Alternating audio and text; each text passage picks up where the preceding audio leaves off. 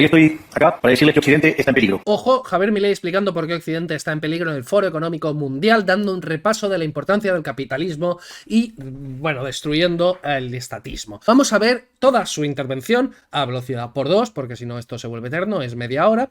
Así que voy a comentarlo, voy a decir todo lo que me parece y vamos a analizarlo aquí. Vámonos, átomos. Este vídeo es grosero y real, la edición es mala y es políticamente incorrecto. Debido a su contenido, le recomendamos que no lo vea. Bienvenidos a Libertad y lo que surja. Esto es coto de caza progre, aunque en realidad, bueno, Javier Milei ha hecho un buen coto de caza progre a todos los políticos del mundo. Supongo, no lo sé. He visto solo cachos. En realidad es la primera vez que lo veo. Ahora, quitando fragmentos y tal.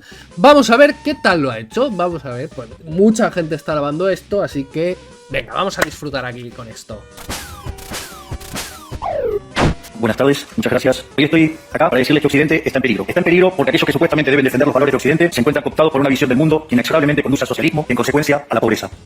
Al intervencionismo más absoluto. No necesariamente socialismo, la definición clásica y demás, pero sí al intervencionismo que lleva a la misma destrucción, dirijas hacia donde dirijas. Tanto si diriges para, pues, regular hacia el obrero, como al empresario, como a la mujer, como al que sea. Toda planificación central beneficia a quien beneficia, fracasa de la misma manera por los mismos motivos. Lamentablemente, en las últimas décadas, motivados por algunos deseos bien pensantes de querer ayudar al prójimo y otros por el deseo de pertenecer a una casta privilegiada, los principales líderes del mundo occidental han abandonado el modelo de la libertad por distintas versiones de lo que llamamos colectivismo. Nosotros estamos acá para decirles que los experimentos colectivistas nunca solo solucionan los problemas que aquejan a los ciudadanos del mundo, sino que por el contrario son su causa. De hecho, los países más libres son los más prósperos, los más intervenidos son los más pobres. Está clarísimo. Créanme, nadie mejor que nosotros los argentinos para dar testimonios de estas dos cuestiones. Cuando adoptamos el modelo de la libertad, allá por el año 1860, en 35 años nos convertimos en la primera potencia mundial, mientras que cuando avanzamos el colectivismo, a lo largo de los últimos 100 años... A ver, no potencia mundial en el sentido militar, a los Estados Unidos, la URSS y demás, sino en PIB per cápita. Vimos como nuestros ciudadanos comenzaron a empobrecerse sistemáticamente hasta caer en el puesto número 140 del mundo. Pero antes de poder dar esta discusión, sería importante que primero viéramos los datos que sustentan por qué el capitalismo de libre empresa no solo es un sistema posible para terminar con... Capitalismo de libre empresa, dicho. No esto capitalismo que los medios de producción estén en manos privadas, algunos solamente,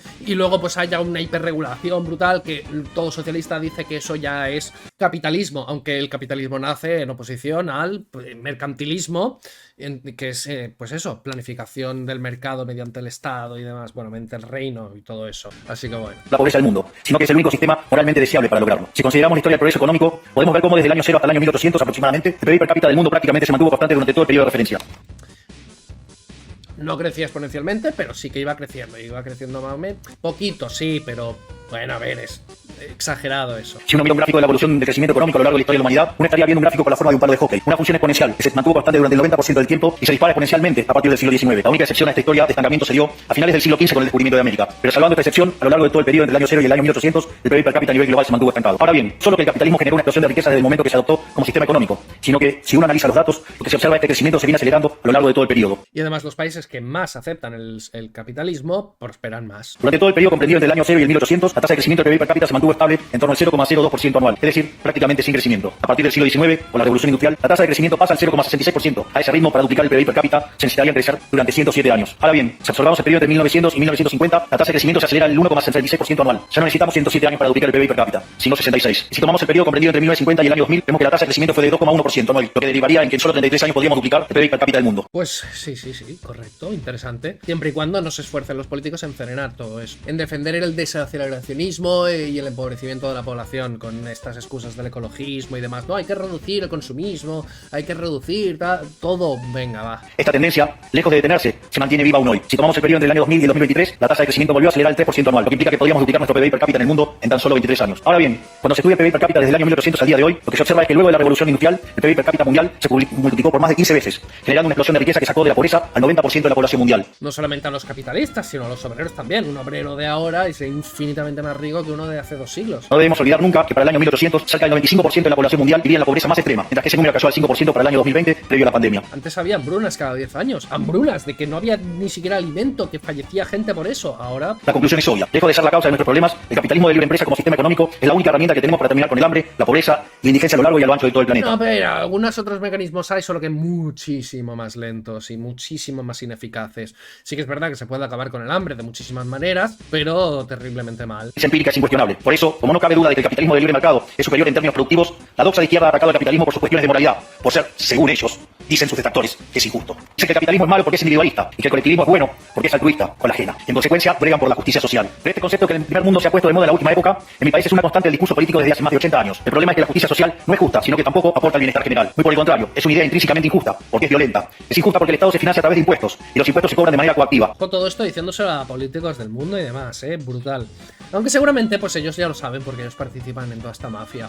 Sí, es totalmente éticamente incorrecto cualquier otra cosa que no sea el anarcocapitalismo o el capitalismo de libre mercado o voluntarismo. Es decir, capitalismo entendido como propiedad privada y libre mercado, no entendido como el Estado privilegiando a los multinacionales y rescatando bancos. Eso es intervencionismo, eso es planificación central del Estado. En el capitalismo de libre mercado, todas las cosas ocurren mediante el acuerdo voluntario entre personas. Cualquier persona contratada por otra, pues es en un acuerdo voluntario. Cualquier intercambio, voluntario. Cualquier paso de manos de dinero, tal, voluntario. Tiene que haber consentimiento en todas las cosas, no solamente lo que dicen las feministas, de que tiene que haber consentimiento en las relaciones del tema, sí, pero en todo lo demás también, pero ahí se lo saltan. ¿Acaso alguno de nosotros puede decir que paga los impuestos de manera voluntaria? Lo cual significa que el Estado se financia a través de la coacción y que a mayor carga impositiva, mayor es la coacción, menor es la libertad. Quienes promueven la justicia social parten de la idea de que el conjunto de la economía es una torta que se puede repartir de una manera distinta, pero esa torta no está dada, es riqueza que se va generando en lo que por ejemplo Israel Kirchner se llama un proceso de descubrimiento de mercado. Si el bien o servicio que ofrece una empresa no es deseado, esa empresa quiebra a menos que se adecue a lo que el mercado le está demandando. Claro, esto es lo que dicen todos los progres estos de con lo que se produce de alimentos, si se repartiese bien, se gestionase desde el Estado, podría acabarse con el hambre en pero es que no, el Estado gestiona muchísimo peor el alimento que la iniciativa privada, que asume los propios riesgos y costes de absolutamente todo lo que hace. Y no digo que la iniciativa privada actual lo haga, digo que una que lo tuviese que hacer. Entonces, sí, existe una producción dada ahora mismo, pero que si el Estado tuviese que producir todo eso, pues no sabría cómo, no lo produciría, luego no lo repartiría, se pudriría todo y saldría todo peor.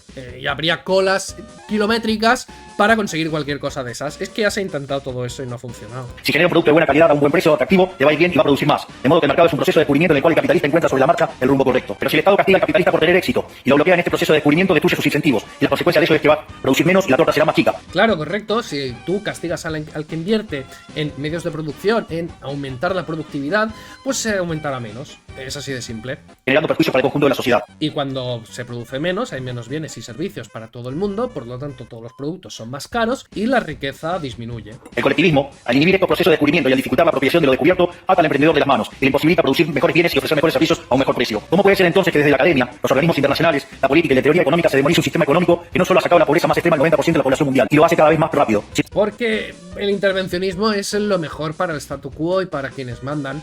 Lo que hace es permitir que puedan usar la fuerza y la violencia contra todo el mundo. Y encima se les impone la moral desde las escuelas, desde los medios de comunicación y demás, porque pueden obligarles. Entonces enseñan a todo el mundo por la fuerza que lo que hacen ellos está bien, aunque sea totalmente horrible. No, que además es justo y moralmente superior. Gracias al capitalismo de libre empresa y el mundo se encuentra en su mejor momento. No hubo nunca en toda la historia de la humanidad un momento de mayor prosperidad que el que vivimos hoy. El mundo de hoy es más libre, más rico, más pacífico, más próspero.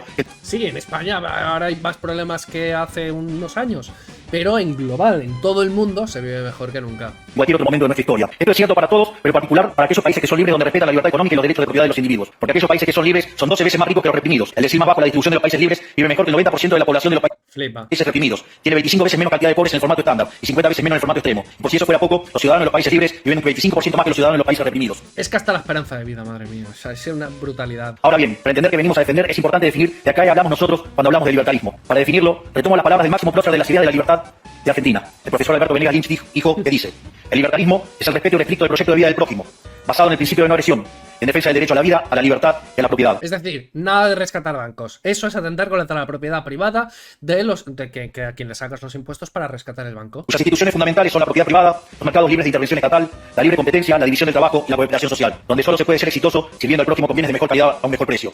Dicho de otro modo, el capitalista, el empresario exitoso, es un benefactor social, que lejos de apropiarse de la riqueza ajena, contribuye al bienestar general. Correcto. Es un gestor, es alguien que ve líneas productivas, descubre líneas productivas donde se puede mejorar el mundo y en el momento momento en que crea algo de menor precio que la competencia, hace que las personas tengan que gastar menos de su salario en pues los recursos que necesiten, y entonces hace a todo el mundo más rico aunque no haya hecho absolutamente nada, y esa persona se beneficia de ese proceso de hacer más ricos a los demás. En definitiva, un empresario exitoso es un héroe. Este es el modelo que nosotros estamos proponiendo para la Argentina del futuro. Un modelo basado en los principios fundamentales del libertarismo, la defensa de la vida, de la libertad y de la propiedad. Ahora bien, si el capitalismo de libre empresa y la libertad económica han sido herramientas extraordinarias para terminar con la pobreza en el mundo, y nos encontramos hoy en el mejor momento de la historia de la humanidad, vale la pena preguntarse ¿por qué digo entonces que Occidente está en peligro? Digo que Occidente está en peligro justamente porque en aquellos países que deberíamos defender los valores del libre mercado, la propiedad privada y las demás instituciones del libertarismo, sectores del establishment político y económico, algunos por errores en su marco teórico y otros por ambición de poder, están socavando los fundamentos del libertarismo. Sobre todo ambición de poder, evidentemente. Abriéndole las puertas al socialismo y condenándonos potencialmente a la pobreza, a la miseria y al estancamiento. No solo socialismo, sino cualquier tipo de intervencionismo.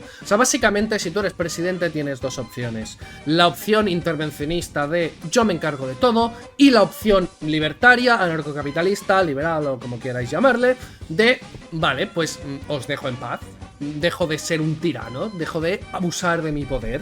Entonces eso no gusta al poderoso. El poderoso quiere más poder. Y el liberalismo lo que dice es, pues ahora tienes menos. Porque nunca debe olvidarse que el socialismo es siempre y en todo lugar un fenómeno empobrecedor, que fracasó en todos los países que se intentó. Fue un fracaso en lo económico, fue un fracaso en lo social, fue un fracaso en lo cultural, y además asesinó a más de 100 millones de seres humanos. Y en lo estético, ¿no? El problema esencial de Occidente hoy es que no solo debemos enfrentarnos a quienes, aún luego de la caída del muro y la evidencia empírica abrumadora, siguen bregando por el socialismo empobrecedor. Que no solamente es después de la caída del muro, es después de la construcción. Que tuvieran que amurallar un país para que la gente no huyera es lamentable. Sino también a nuestros propios líderes, pensadores y académicos que, amparados en un marco teórico equivocado, socavan los fundamentos del sistema que nos ha dado la mayor expansión de riqueza y prosperidad de nuestra historia. El marco teórico al que me refiero es el de la teoría económica neoclásica, que diseña un instrumental que, sin quererlo, termina siendo funcional la intromisión del Estado, el socialismo y la degradación de la sociedad. Claro, es que estos intelectuales lo que hacen es básicamente, pues, pillarse la subvención, pillarse el puesto público, pillarse la cátedra, pillarse el puesto en la universidad pública, a vivir del cuento y a escribir propaganda, aunque sea mentira. El problema de los neoclásicos es que, como el modelo del que se enamoraron no mapea contra la realidad, atribuyen el error al supuesto fallo del mercado, en vez de revisar las premisas de su modelo. Sobre texto de un supuesto fallo de mercado, se introducen regulaciones, que lo único que generan es distorsiones en el sistema de precios que impiden el cálculo económico y, en consecuencia, el ahorro, la inversión y el crecimiento. El tema neoclásico es, pues, este tema de suponiendo un mercado perfecto y todas estas chorradas. Totalmente contrario a la economía austríaca. Normalmente cuando se hace una crítica a los economistas liberales, se hace a los neoclásicos, que asumen que, pues, hay fórmulas matemáticas que lo calculan todo y que, bueno, pues el mercado es perfecto y todo el rollo. La economía austríaca no tiene nada que ver con todo eso, pero eso es otro tema. Este problema radica esencialmente que ni siquiera los economistas supuestamente libertarios comprenden qué es el mercado, ya que si se comprendiera, se vería rápidamente que es imposible que exista algo así como un fallo de mercado. El mercado no es una mera descripción gráfica de una curva de oferta y otra de demanda en un gráfico. El mercado es un mecanismo de cooperación social donde se intercambian voluntariamente derechos de propiedad. Por lo tanto, dada esta definición, hablar de fallo de mercado es un oxímoron. Sí, es verdad, el mercado falla, evidentemente. Pero es que el mercado son personas que cometen errores. Y esas personas, si se meten en el Estado, no se volverían perfectas y se seguirían equivocando. Entonces, los fallos del mercado en realidad son fallos del ser humano, que no se solucionan mediante el Estado, se solucionan mediante el ensayo y error. Y el mercado permite muchísimo más ensayo y error al estar, pues, totalmente disperso y descentralizado. El Estado va todo a una, es un saco decreto, todo el mundo ahora tiene que hacer esto, esté bien o mal. En el mercado, no, en el mercado hay muchísimos inversores, muchísimos emprendedores, muchísima gente que monta su negocio, autónomos y demás, que prueban. Y a algunos les saldrá bien y a otros mal. Y entonces la gente a la que le ha salido mal o deja de hacerlo mal o aprende del que le sale bien. Por lo tanto, todo el mundo mejora. Si impones por el Estado toda una gestión única, pues no se aprende de ninguna manera. No existe el fallo de mercado. Si las transacciones son voluntarias, el único contexto en el que puede haber un fallo de mercado es si hay coacción. Y el único con la capacidad de coaccionar de manera generalizada es el Estado, que tiene el monopolio de la violencia. O la mafia, que es básicamente un Estado que no ha conseguido el monopolio de la violencia. En consecuencia, si alguien considera que hay un fallo de mercado, les recomendaría que revisen si hay intervención estatal en el medio. Y si encuentran que no hay intervención estatal en el medio, les sugiero que hagan de nuevo el análisis porque definitivamente está mal. O que monten una empresa y que solucionen el problema que está teniendo ahí. Ya está. Fallos de mercado no existen. Un ejemplo de los supuestos fallos de mercado que describen los neoclásicos son las estructuras concentradas de la economía. Sin embargo, sin funciones que presenten rendimientos crecientes a escala, cuya contrapartida son las estructuras concentradas de la economía, no podríamos explicar el crecimiento económico desde el año 1800 hasta hoy. Fíjense qué interesante. Desde el año 1800 en adelante, con la población multiplicándose más de 8 o 9 veces, el producto per cápita creció más de 15 veces. Es decir, existen rendimientos crecientes. Eso llevó a la pobreza extrema del 95% al 5%. Sin embargo, esas presencias de rendimientos crecientes implican estructuras concentradas, lo que se llamaría, por ejemplo, un monopolio. ¿Cómo puede ser que algo que haya generado tanto bienestar para la teoría neoclásica, eso es un fallo de mercado? Correcto, que no tiene sentido. Economistas neoclásicos salgan de la caja. Cuando el modelo falla, no hay que enojarse con la realidad, hay que enojarse con el modelo y cambiarlo. El dilema que enfrenta el modelo neoclásico es que dicen querer perfeccionar el funcionamiento del mercado atacando lo que ellos consideran fallos. Pero al hacerlo, no solo abren las puertas del socialismo, sino que atentan contra el crecimiento económico. Bueno, la puerta carta del intervencionismo, sea del tipo que sea. Ejemplo, regular monopolios, destruirle las ganancias y destrozar los rendimientos crecientes. Cuando los monopolios solamente existen porque existe el Estado. No hay ningún monopolio que haya nacido del libre mercado. Todos son por concesiones del Estado, por privilegios, por acabar con la competencia, por subir el salario mínimo y acabar con la competencia, por todo este tipo de cosas, por licencias, vamos. El único monopolio que puede existir en el mercado libre es que tú inventes algo y pues estás vendiéndolo. Y entonces el monopolio dura hasta que otra persona averigua cómo vender lo mismo que tú. Ya está. Automáticamente destruiría el crecimiento económico. Dicho de otro modo, cada vez que ustedes quieran hacer una corrección de un supuesto fallo de mercado, inexorablemente, por desconocer lo que es el mercado o por haberse enamorado de un modelo fallido, están abriendo las puertas al socialismo y están condenando a la gente a la pobreza. Correcto. Sin embargo, frente a la demostración teórica de que la intervención del Estado es perjudicial, la evidencia empírica de que fracasó, porque no podía ser de otra manera, la solución que propondrán los colectivistas no es mayor libertad, Uy, le he rascado la cabeza y he movido las orejas. Qué majo es un calcetín. sino que es mayor regulación, generando una espiral descendente de regulaciones hasta que todos seamos más pobres y a la vida de todos nosotros dependa de un burócrata sentado en una oficina de lujo. Dado el estrepitoso fracaso de los modelos colectivistas y los innegables avances del mundo libre, los socialistas se vieron forzados a cambiar su agenda. Dejaron atrás la lucha de clases basada en el sistema económico para reemplazarla por otros supuestos conflictos sociales igual de nocivos para la vida en comunidad y para el crecimiento económico. Correcto. Al final todo esto de la lucha de clases, pues ya la gente dejó de creérselo, igual que la lucha de razas del nazismo o la lucha de naciones del siglo XIX y tal. Entonces pues han inventado cosas nuevas. La primera de estas nuevas batallas fue la pelea ridícula y antinatural entre el hombre y la mujer. El libertarismo ya establece la igualdad entre los sexos. La piedra fundacional de nuestro credo dice que todos los hombres somos creados iguales, que todos tenemos los mismos derechos inalienables, Bueno, hombres y seres humanos, se refiere. otorgados por el Creador, entre los que se encuentran la vida, la libertad y la propiedad. Bueno, eso la visión liberal de los creyentes, pero es que bueno, no hace falta. Libertad individual ya implica que todo el mundo tenga los mismos derechos. Lo único que devino esta agenda del feminismo radical es la mayor intervención del Estado para entorpecer el proceso económico, darle trabajo a burócratas que no le aportaron nada a la sociedad, sea en formato de ministerios de la mujer o organismos internacionales dedicados a promover esta agenda. Otro de los conflictos que los socialistas plantean es del hombre contra la naturaleza. Sostienen que los seres humanos dañamos el planeta y que debe ser protegido a toda costa, incluso llegando a abogar por mecanismos de control poblacional o en la agenda sangrienta del aborto. Lamentablemente, A ver, sí que es verdad que se puede perjudicar al ecosistema. Tú puedes talar todos los árboles, tú puedes arrasar con todo, quemarlo todo, pero la solución el Estado no te la va a otorgar, eso está clarísimo. Pero bueno, eso ya es... Bueno, tengo vídeos de más de media hora hablando sobre el tema. las ideas nocivas han pregnado fuertemente en nuestra sociedad. Los neomarxistas han sabido cooptar el sentido común de Occidente. Lograron esto gracias a la apropiación de los medios de comunicación, de la cultura, de las universidades y sí, también de los organismos internacionales. Adoctrinamiento puro. Este último caso es el más grave tal vez, porque se trata de instituciones que tienen enorme influencia en las decisiones políticas y económicas de los países que integran esos organismos multilaterales. Por suerte, somos cada vez más los que nos atrevemos a levantar la voz, Claro, organismos como este foro donde está hablando él, claro. porque vemos que si no combatimos frontalmente estas ideas, el único destino posible es que cada vez vamos a tener más Estado, más regulación, más socialismo, más pobreza, menos libertad y en consecuencia peor nivel de vida. Qué maravilloso todo. A ver si luego cumple, ¿eh? Occidente, lamentablemente, ya comenzó a transitar este camino. Sé que a muchos les puede sonar ridículo plantear que Occidente se ha volcado al socialismo, pero solo es ridículo en la medida que uno se restringe a la definición económica tradicional del socialismo, que establece que es un sistema económico donde el Estado es el dueño de los medios de producción. Esta definición debería ser, desde mi punto de vista, actualizada a las circunstancias presentes. Hoy los Yo prefiero llamarle estatismo. Estados no necesitan controlar directamente los medios de producción para controlar cada aspecto de la vida de los individuos, con herramientas como la emisión monetaria, el endeudamiento, los subsidios, el control de la tasa de interés, los controles de precios, las regulaciones para corregir los supuestos Bueno, todas esas cosas estaban, ¿eh? En el socialismo. El tema de tasas de interés ya aparece en el manifiesto comunista y todo. falsos de mercado, pueden controlar los destinos de millones de seres humanos. Así es como llegamos al punto en el que, con distintos nombres o formas, buena parte de las ofertas políticas generalmente aceptadas en la mayoría de los países de Occidente son variantes colectivistas. Ya sea que se declamen abiertamente comunistas, fascistas, nazis, socialistas, socialdemócratas, nacionalsocialistas, demócratas cristianos, keynesianos, neokeynesianos, progresistas, populistas, nacionalistas o globalistas. ¡Afuera! En el fondo, no hay diferencias sustantivas. Todos sostienen que el Estado debe Son grados de maldad. O poco malo y muy malo, ya está. dirigir todos los aspectos de la vida de los individuos. Todas definen un modelo contrario al que llevó a la humanidad al progreso más espectacular de su historia. Nosotros venimos hoy aquí a invitar a los demás países de Occidente a que retomemos el camino de la prosperidad. La libertad económica, el gobierno limitado y el respeto y restricto de la propiedad privada son elementos esenciales para el crecimiento económico. A ver, realmente mola que diga todo esto, pero al final va a convencer si Argentina prospera. O sea, si predica con el ejemplo.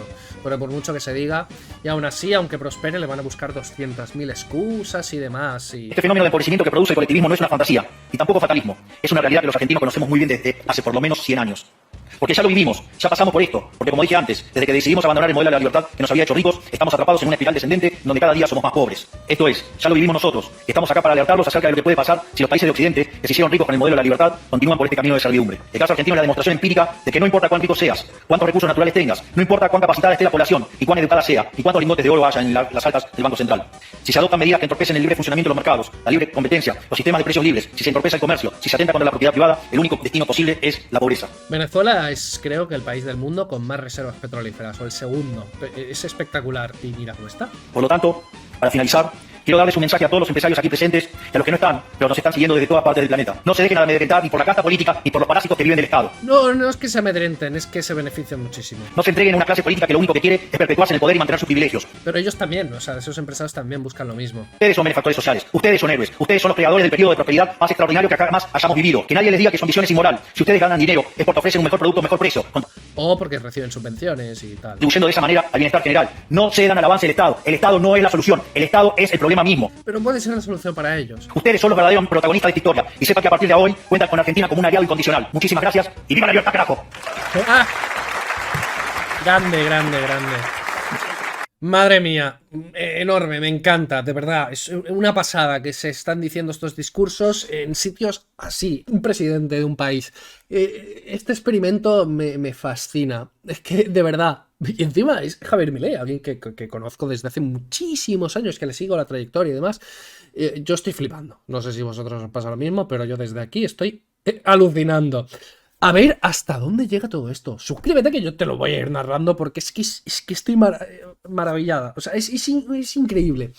Pero bueno, vamos a seguir haciendo la batalla cultural para que en España pues la gente pida las ideas de la libertad o en el país donde estés. Así que suscríbete que vamos a hacer todo esto. Y allí empezaron por YouTube. Aquí vamos a hacer lo mismo. Un saludo, un piquito y nos vemos.